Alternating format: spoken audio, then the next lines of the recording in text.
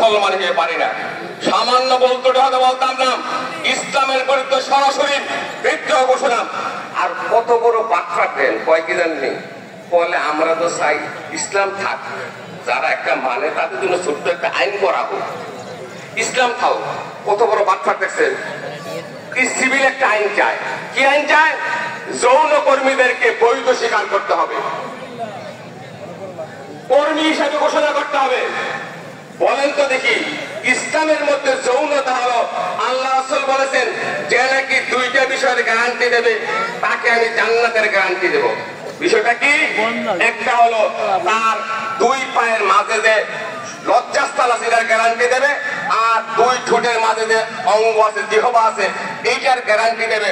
অর্থাৎ দুই উরুর মাঝে যে অঙ্গ আছে অঙ্গটা সে নিরাপদ রাখবে, আর জিহ্বাকে খারাপ করার দ্বারা ভালো কথার দ্বারা নিরাপদ রাখবে। এই দুই জিনিসের যে নিরাপত্তা দেবে তাকে আমি জান্নাতে নিরাপত্তা দেব। ঠিক কিনা বলেন? তাহলে ইসলামের মধ্যে যৌনতা সম্পর্কে যে পদ্ধতি দিয়েছেন, যদি নিরাপত্তা দেওয়া হয় আল্লাহ পাক জান্নাত দান করবে। আমরা কি জান্নাতে যাবো না জাহান্নামে যাবো? জান্নাতে। যদি জান্নাতে যাওয়া যায় তাইলে আমরা তাদের নীতি মানতে পারি না? পারি কিনা বলেন? পারি না। আবার এমন করে বলতে গেলে অনেক সময়ের প্রয়োজন। সভাপতি মহোদয় আমাকে বলছে তাড়াতাড়ি করার জন্য, বল করতেছি। অত্যন্ত দুঃখজনক, এই জন্য বলতেছি, নাহলে বলতাম না। আমি আইলে আমার কথার দরকার নাই, কারণ নামাজ পড়ি আমরা চলে যাবো। ঠিক কিনা বলেন? তাইলে আমরা তো কখনো মানতে পারি না। আরো বলার ছিল, বললাম না, সংক্ষেপে বললাম।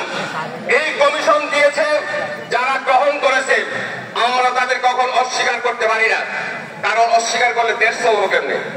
যদি কোনো না কোনো ভাবে বাস্তবায়নের চেষ্টা করা হয় তাইলে আমরা তাদেরকে মারব কম, দৌড়াবো বেশি।